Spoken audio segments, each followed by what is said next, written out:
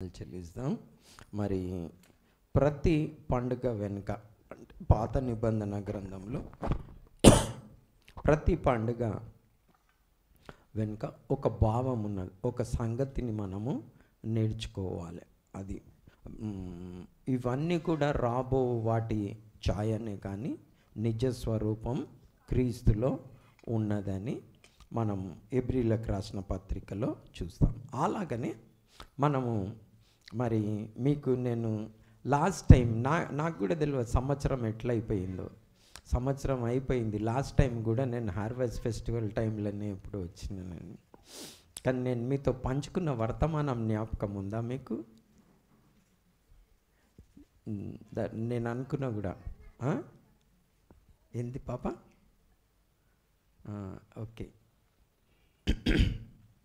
So harvest ఫెస్టివల్ని గురించి మీరు మర్చిపోకండి, ఓకేనా? సో దాని భావం ఏంది, దాని స్టోరీ, ఆ పండుగను ఎందుకు చేయమన్నాడు అన్న విషయాన్ని మనం క్లుప్తంగా ఈరోజు నేర్చుకుందాం. మరి దాన్ని మరి ఈ ప్రాముఖ్యంగా 3 పండుగలు వారికి ఉంటాయి అన్నమాట. అందులో ఈ హార్వెస్ట్ ఫెస్టివల్ అనేది పెంతెకోస్తు పండుగని హార్వెస్ట్ ఫెస్టివల్ అని అంటారు అన్నమాట. సో ఈరోజు మనము మరి ఆ హార్వెస్ట్ ఫెస్టివల్కి వచ్చేటప్పుడు ఎలా రావాలి అన్న విషయాన్ని, దాని వెనుకున్న భావంని మరి మనం నేర్చుకుందాం, ఓకేనా?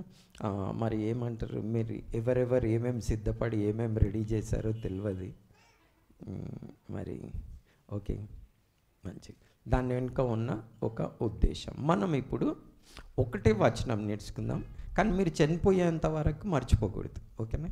పోయిన సంవత్సరం చెప్పిన నేను మర్చిపోయి ఉండవచ్చు దాన్ని, ఓకేనా? కానీ ఈ సంవత్సరం మళ్ళీ చెప్తున్నా, దేవుడు కృపని ఇచ్చాడు. కానీ ఎప్పటి వరకు మర్చిపోవద్దు? చనిపోయేంత వరకు దయచేసి మర్చిపోకండి. లేకపోతే ఇట్లా మర్చిపోయకుండా మీరు చర్చికి వచ్చిండ్రు అనుకోండి, 100 సంవత్సరాలు వచ్చినా ఎక్కడేసిన గొంగలి అక్కడనే ఉంటుంది అంటారు చూడు, అక్కడనే ఉంటుంది అన్నమాట. అంటే దానికి ఏం ప్రోగ్రెస్ ఉండదు. సో అలా కాకూడదు. మీరు చర్చికి వస్తే, నేను చర్చికి వస్తే దానివల్ల నేను నేర్చుకోవాలి. ఎవరైనా స్కూల్కి పోతుండ్రంటే ఫస్ట్ స్టాండర్డ్ నుంచి సెకండ్కి, సెకండ్ నుంచి third, fourth, fifth, sixth, 7th, 8th, 9th, 10th అలా కావాలి. ఎవరైనా 10th క్లాస్లో ఉన్న వాళ్ళు 9th క్లాస్కి వస్తే అది మంచిది కాదు, ఓకేనా? సో అందుకని మీకు మరీ చెప్తా ఉన్నా. అంటే ఒక వచనం హార్వెస్ట్ ఫెస్టివల్కి కానీ ఏ ఫెస్టివల్కి కానీ వస్తే మనం ఎలా రావాలి అన్నది ఒక అంశం నేర్చుకుంటే చాలు, ఒక చిన్న వర్షం, ఓకేనా? సో మనం అది అందరం తీద్దాం, ఓకేనా? అందరు తీసిన తర్వాత చదవాలి, ఓకేనా? ద్వితీయోపదేశ కాండము 16వ అధ్యాయము 16వ వచనం. మనము మరి ద్వితీయోపదేశ కాండము 16వ అధ్యాయము 16వ వచనంని మనం చద్దాం. ఏటికి అంటే తెలుసా? సంవత్సరానికి. Okay, correct. సంవత్సరానికి 3 మారులు అనగా పొంగని రొట్టెల పండుగలోను, వారముల పండుగను, పర్ణశాల పండుగలను నీ దేవుడైన యెహోవా ఏర్పరచుకున్న స్థలమున నీ మగవారందరూ ఆయన సన్నిధిని కనబడవలెను. వారు వట్టి చేతులతో యెహోవా సన్నిధిని కనబడక, యెహోవా సన్నిధిలో కనబడక, నీ దేవుడైన యెహోవా నీకు అనుగ్రహించిన దీవెన చొప్పున ప్రతి వాడును తన శక్తి కొలది ఏం చేయవలను? ఇవ్వాలను. 3 పండుగలు ఉన్నాయి. ఈ పండుగలు అంతట్లో కంపల్సరీ మగవారు అనేది అటెండ్ కావాలన్నమాట. అటెండ్ కాకుండా ఉండకూడదు. అందులో ఈ హార్వెస్ట్ ఫెస్టివల్ ఒకటి, వారాల పండుగ, పెంతెకోస్తు. లేదా 7 వారాల తర్వాత జరిగేది. అంటే 7 7s 49 అట్లా అయితే నెక్స్ట్ దినం 50వ దినం. 50వ దినంని మరి పెంటికాస్ట్ అంటారు. ఓకేనా? సో ఈ పండుగలకి ఎవ్వరు కూడా ఏం చేయకూడదు, వట్టి చేతులతో కనపడకూడదు. ఈ వచనము బైబిల్ గ్రంథంలో 3 సార్లు ఉన్నది. ఎన్నిసార్లు ఉన్నది? సేమ్ వచనం 3 సార్లు ఉన్నది. ఓకేనా? మీరు హోంవర్క్ చేయవచ్చు. ఒకవేళ మీకు దొరకకపోతే నన్ను అడగవచ్చు. ఓకేనా? ఇంకా క్లూ కూడా ఇస్తాను నేను. నిర్గమకాండం 23వ అధ్యాయంలోనే తీయనవసరంలే, అంటే సేమ్ వచనమే.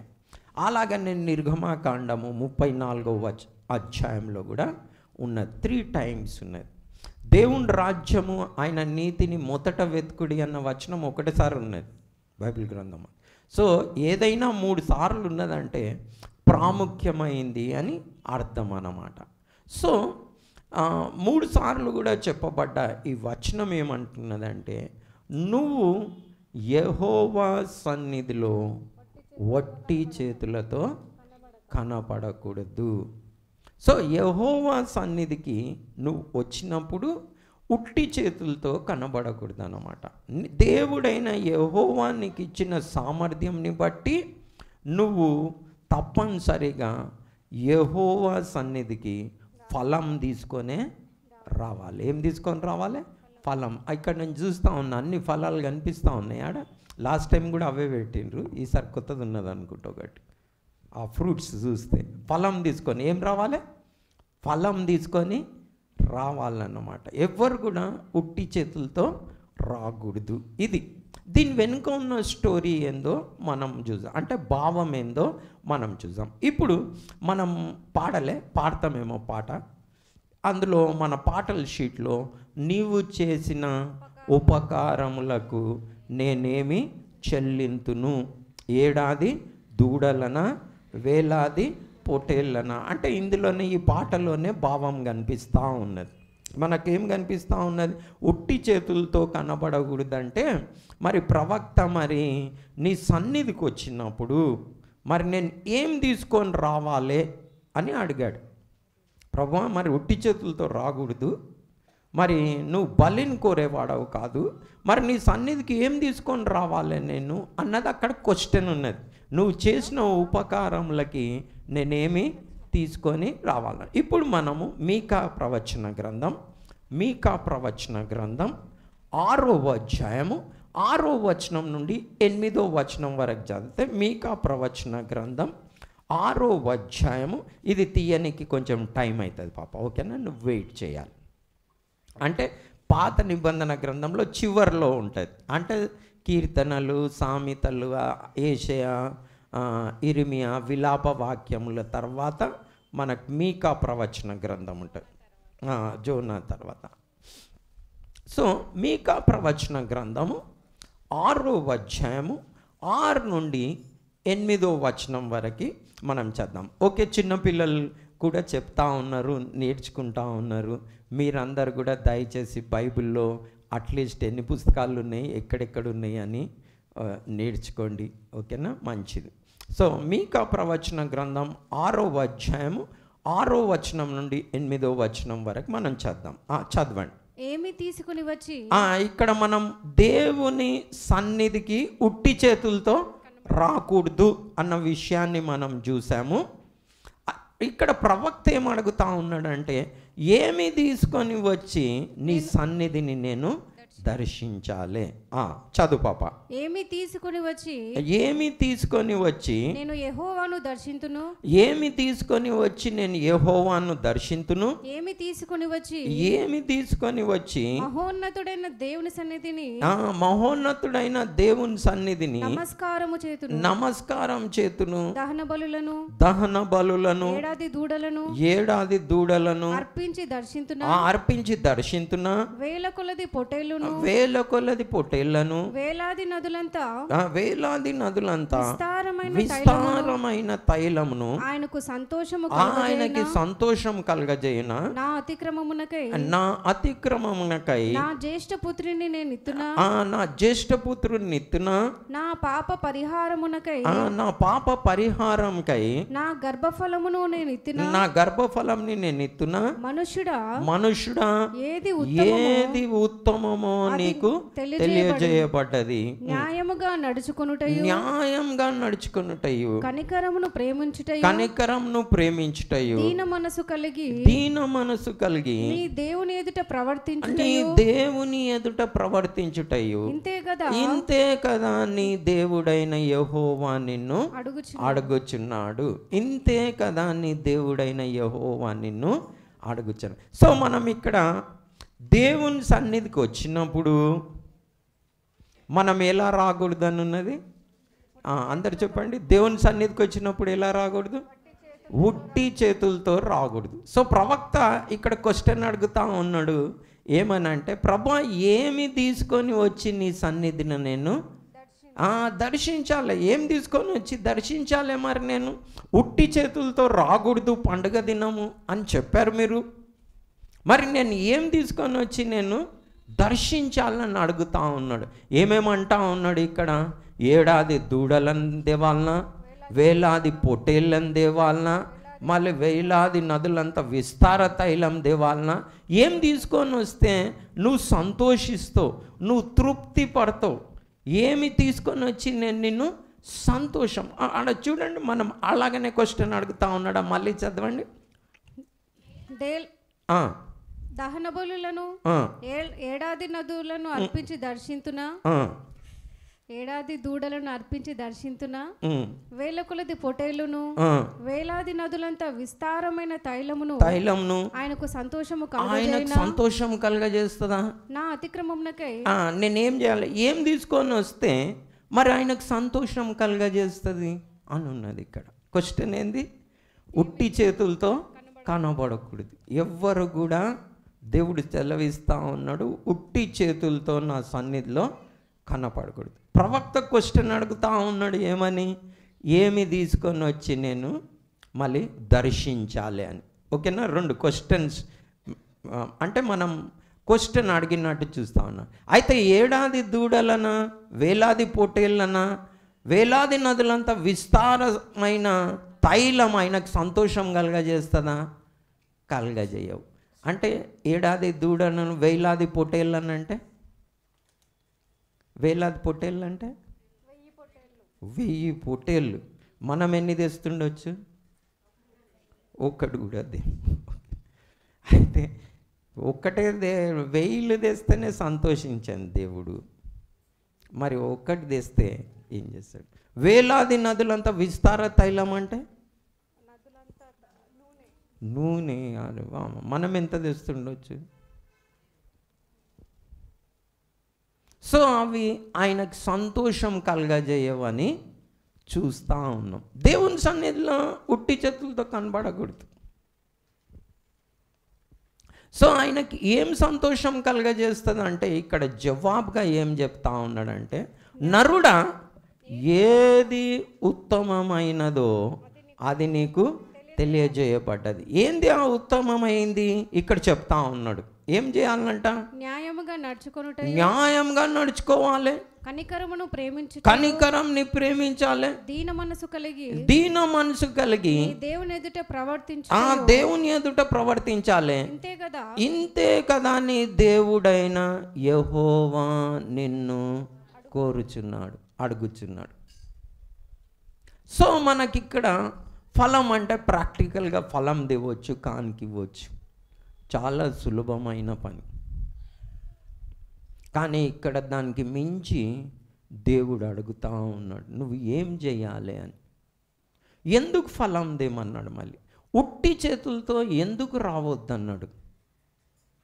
మనం ఆల్రెడీ చదువుకున్న 79వ కీర్తన కదా, 79వ కీర్తనలు ఇక్కడ ఏం చేస్తూ ఉన్నాము, ఏం చదివాము? ఎవరైనా చెప్తారా? సారాంశం అందరు చదివారు.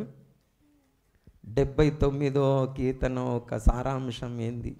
చదివారు కదా అందరు. పాప నువ్వు కూడా చదివినావు కదా, ఏంది చూడకుంటే చెప్పు. ఆల్రెడీ ఒకసారి చదివేసినావు కదా.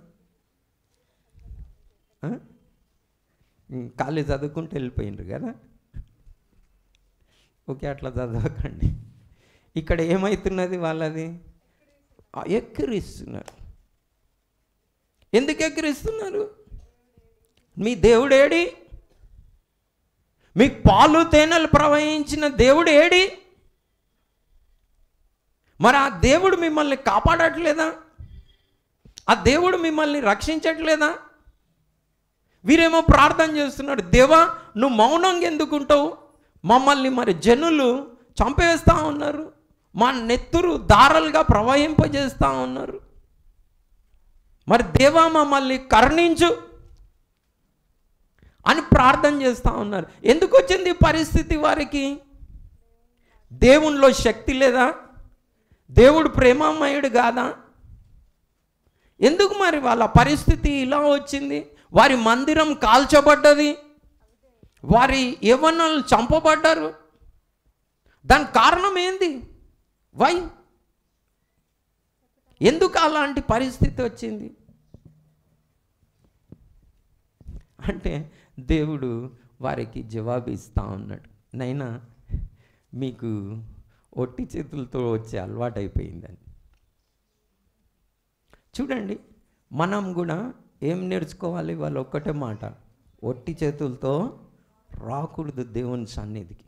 ఇంకా కీర్తనలో 100వ కీర్తనలో ఏముందంటే, కృతజ్ఞతాస్తుతులు చెల్లించుకుంటూ ఆయన సన్నిధి.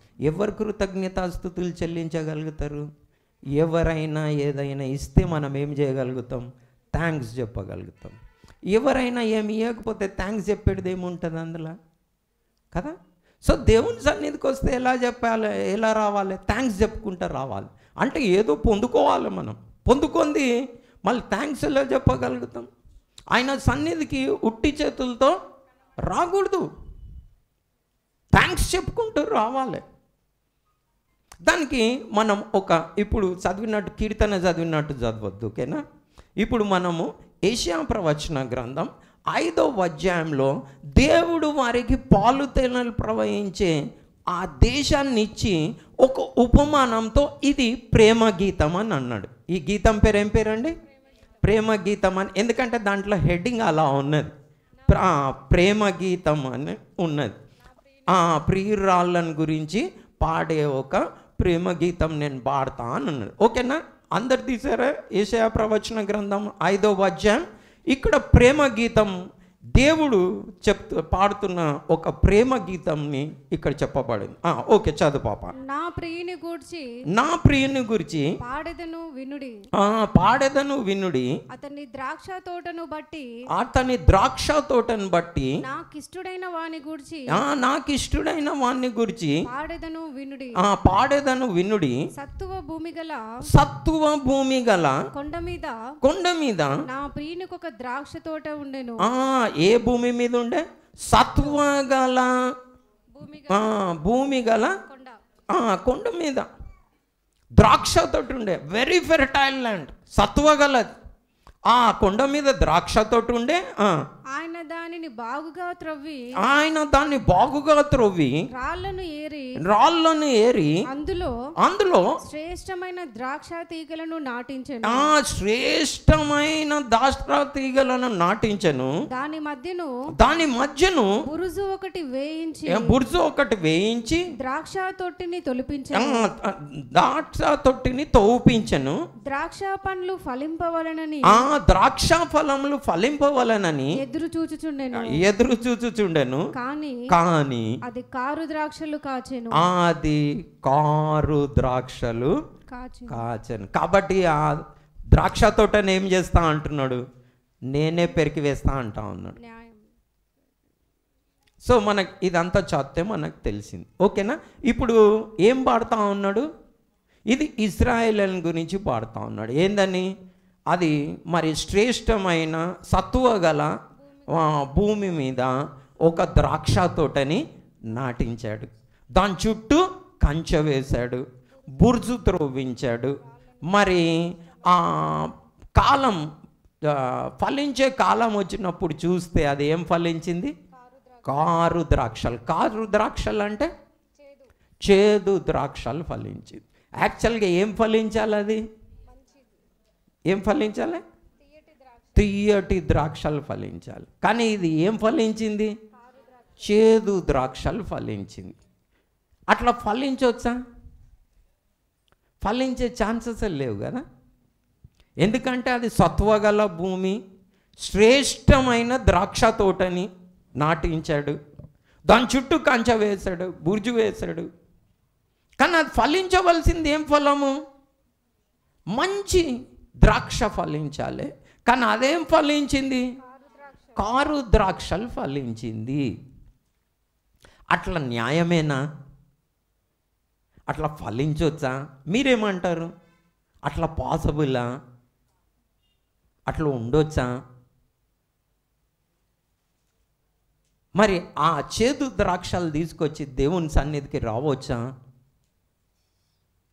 రావాలనా? అట్లా వస్తే ఏం చేయాలి? వస్తే ఏం చేయాలి? పాప నువ్వేదో అనుకుంటున్నావు నోట్ల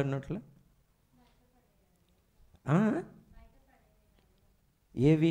ద్రాక్ష పండ్ల మనిషినా? పండ్లనా? అయితే ఏంది వేస్ట్? అది నో యూస్. మళ్ళీ తీసుకొచ్చిన వ్యక్తిని ఏం చేయాలి?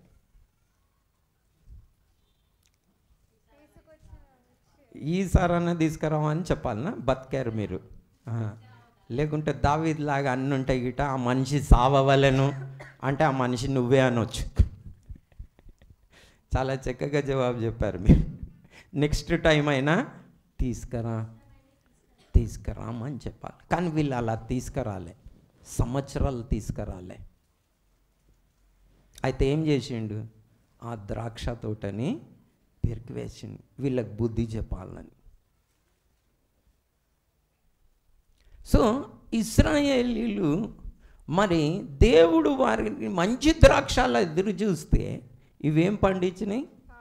కారు ద్రాక్షలు పండించినాయి.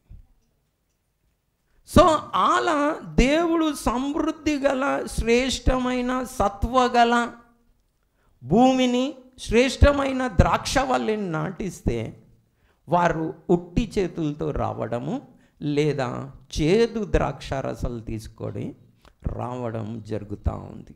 ఇది సమంజసము కాదు. ఓకే, ఇది పాత నిబంధన స్టోరీ. ఓకేనా? కొత్త నిబంధన గ్రంథంలో నిజంగా ద్రాక్షవల్లి ఎవరు తెలుసా మీకు? ఎవరు? నిజంగానా? ఖచ్చితమా? నిజమైన ద్రాక్షవల్లి ఎవరు? మనమెవరం? తీగలము. అయితే శ్రేష్టమైన ద్రాక్షవల్లిలో అంటు కట్టిన వారు ఏం ఫలం ఫలించాలి? గట్టి చెప్పండి. మంచి ద్రాక్ష ఫలం ఫలించాలి. ఎసరు అవునా కదా? ఈ ద్రాక్షవల్లిలో ఏమైనా తేడా ఉందా? ఖచ్చితమా? యేసుక్రీస్తు ప్రభుల్లో ఏమైనా తేడా ఉందా? ఏమైనా పాపం ఉందా? చేదుందా? మనం వారికి అంటగట్టబడ్డాం. దానికి తోడు దేవుడు మనకు పరిశుద్ధాత్మని ఇచ్చాడు, సంచకరువుగా ఇచ్చాడు. సో మనము యేసుక్రీస్తు ప్రభులో అంటకట్టబడ్డ మనము ఎలాంటి ఫలం ఫలించాలి? మంచి ఫలం ఫలించాలి లేదా ఆత్మఫలం ఫలించాలి. ఏం ఫలం ఫలించాలి? ఆత్మఫలం ఫలించాలి. ఆత్మఫలం అంటే మనకు అందరికీ తెలుసు. ప్రేమ, సంతోషము, సమాధానము, దీర్ఘశాంతము, దయాళత్వం, మంచితనం, విశ్వాసం, సాత్వికం, ఆశా నిగ్రహంని ఫలించాలి. నిజంగా మరి మనము దేవుని సన్నిధికి ఈ ఫలంతో వస్తూ ఉన్నామా? ప్రేమతో వస్తూ ఉన్నామా? మనం ఏం ఫలిస్తున్నాం చెప్పండి? చేదు ద్రాక్షనా లే మంచిది? నేను చెప్తా. ఇప్పుడు మంచి ద్రాక్ష ఏంది ఫలిస్తుంది అన్నట్టు చెప్పిన. ప్రేమ, సంతోషము, సమాధానము, దీర్ఘశాంతము, దయాళత్వం, మంచితనం, ఆశా నిగ్రహం, సాత్వికం, విశ్వాసం. కానీ ఈ మంచి ద్రాక్ష వాళ్ళకి అంటకట్టబడ్డ మనము చేదు ద్రాక్ష వల్లి ఫలిస్తే ఏం చేయాలి? పనికిరాని తీగలన్నీ కోసిపడేయాలనా? మంచి తీర్పిచ్చుకోకండి. ఇప్పుడు మంచి జవాబు ఇచ్చారు, ఇప్పుడు మళ్ళీ తీసేస్తే మరి మనం వెళ్ళిపోతాం. ఇప్పుడు మన లోపటి నుంచి ఏం ఫలం వస్తుంది? కోపం, గర్వం, స్వార్థం, అసూయ, సహించలేనితనం, ధనాపేక్ష. ఇవన్నీ ఏం ఫలాలు? చేదు ద్రాక్షాలు అంటారా, మంచి ఫలం అంటారా? మంచి ఫలాలా ఇవన్నీ? స్వార్థం, గర్వం కావు. ఓకే, మనం ఏం ఫలిస్తున్నాం మళ్ళీ? ఇంకా కోపం ఉందా? గర్వం ఉందా? అసూయ ఉందా? ద్వేషం ఉందా? పోట్లాటలు ఉన్నాయా? అవన్నీ ఏం ఫలాలు? చేదు ద్రాక్షాలు. మళ్ళీ దాన్ని పెట్టమంటారా? ఇంకా ఎన్ని సంవత్సరాలు ఇలానే వస్తారు చర్చికి? ఇప్పటి వరకు ఎన్ని సంవత్సరాలు వచ్చిండ్రు? కొంతమంది 5, 10, 15, 20 సంవత్సరాలు అయింది. ఎవరైనా స్కూల్కి పోయి 20 సంవత్సరాలు 10th పాస్ కాకపోతే వాళ్ళని ఏమనాలి? కొంతమంది 50 సంవత్సరాలు పోయినరు. చూస్తున్నాయి ఇంకా చేదు ద్రాక్షాలే. అలా ఫలించవచ్చా? దేవుడు ఏం కొడతా ఉన్నాడు? నిన్నుండి ఏం కొడతా ఉన్నాడు దేవుడు? మంచి ఫలం, కనికరం. మనకు ఆ ఫలం ఉందా? ఒకవేళ కనుక మనం మంచి ఫలం ఫలించకుండా లైఫ్లో అంతా ఇట్లనే చేదు ద్రాక్షాలు ఫలించినామనుకో, ఏమని చెప్పబడున్నది? దాన్ని దేవుడే ఏం చేస్తాడు? పెరిగి వేస్తాడు. యేసుక్రీస్తు ప్రభు ఒక ఉపమానం చెప్పిండు. ఒక మనిషిని ద్రాక్ష తోటలో ఒక అంజూరపు చెట్టు ఉండేనంట. ఆ అంజూరపు చెట్టుకి మరి చుట్టూ దాని కాయలు కాసే సమయం వస్తే అది ఏం ఫలములు లేవు. అయితే యజమాని ఏమన్నాడంట? అయ్యా లేలే. యజమాని ఏమన్నాడంటే, ఈ చెట్టు, ఈ అంజూరపు చెట్టు, ఈ ద్రాక్ష తోటలు ఎందుకు ఉండాలి? వేరే వాళ్ళని అందరినీ డిస్టర్బ్ చేయాలి. ఎందుకంటే దాని సారం అంతా తింటుంటుంది కదా. ద్రాక్ష వాళ్ళకి పోవలసిన సారం అంతా ఈ అంజూరపు చెట్టు తింటుంటుంది. దాన్ని నరికివేయమన్నాడు. కానీ తోటమాలి ఏమన్నాడంటే, అయ్యా నేను దీన్ని ఇంత కష్టపడి పెంచినా ఈ సంవత్సరం కూడా ఫలించిందా? నేను చుట్టూ తవ్వి ఎరువేస్తా, మరి దాన్ని మంచిగా చూసుకుంటా. ఫలించిందా? సరే, లేకపోతే ఏం చేయమన్నాడు? ఎవరు యజమాని? దేవుడు. చెట్టు ఎవరు? మనం. తోటమాలు ఎవరు? యేసుక్రీస్తు ప్రభు. మన చుట్టూ తవ్వి ఎరువేస్తున్నాడా? వేస్తుండా లేదా? మంచి ఫలం ఫలించాలనా లేదా? ఫలం ఫలించే టైం వచ్చిందా లేదా? కానీ ఫలిస్తున్నామా? అయితే ఏం చేయాలి? పెరికి వేయాలి. ఇంకా వేరే అంటే నరకాన్ని వేయాలి. అంతే కదా మీరు చెప్పిన తీర్పు. అట్లనే పోదామా? మరి ఏం చేద్దాం? మరి మారు మనసు పొందాలి. ప్రభువా, మేము ఇంకా ఎన్ని సంవత్సరాలు ఇలా బ్రతకాలి? మరి మీరు మా చుట్టూ తవ్వి ఎరువేస్తూ ఉన్నారు. మేము మంచి ఫలం ఫలించాలని మా కుటుంబంలో, మా సంఘంలో మరి ప్రేమ, సంతోషం, సమాధానం, దీర్ఘశాంతం, దయాళత్వం, మంచితనం, ఆశానిగ్రహం, సాత్వికం, విశ్వాసం ఉండాలని, మీ నామంకి మహిమ తేవాలని మీరు మా కొరకు ప్రాణం పెట్టారు. మరి పరిశుద్ధాత్మని ఇచ్చారు. మరి ఆ మంచి ఫలం మేము ఫలించాలే కదా. అంటే మనుషులు వస్తూ ఉన్నారు, చర్చిలు నిండుతూ ఉన్నాయి, చర్చి కాగానే పోట్లాటలు అవుతూ ఉన్నాయి. అయ్యో, అదేం ఫలం ఫలించిండ్రు చర్చికి 20-30 సంవత్సరాలు వచ్చి? అదా నేర్చుకునేది? ఆ ఫలం తీసుకొని చర్చికి వస్తారు. ఆ ఫలం తీసుకొని వస్తే దేవుడు అంగీకరిస్తారు అనుకుంటున్నారా? నో. పనికిరాని ప్రతి తీగని పెరిగివేస్తాడు, జాగ్రత్త. ఫలించని ప్రతి తీగని పెరిగివేస్తాడు, జాగ్రత్త. సో మనకు హార్వెస్ట్ ఫెస్టివల్ ఏం నేర్పిస్తూ ఉన్నది? దేవుని సన్నిధికి ఎవరు ఒట్టి చేతులతో రావకూడదు. ఎక్కడుంది వచనం? నైస్, చాలా ఈజీగా జ్ఞాపకం పెట్టుకోవచ్చు. ఓకేనా? ద్వితీయోపదేశ కాండము 16:16. ఇంకా 2 చోట్ల కూడా ఉన్నది.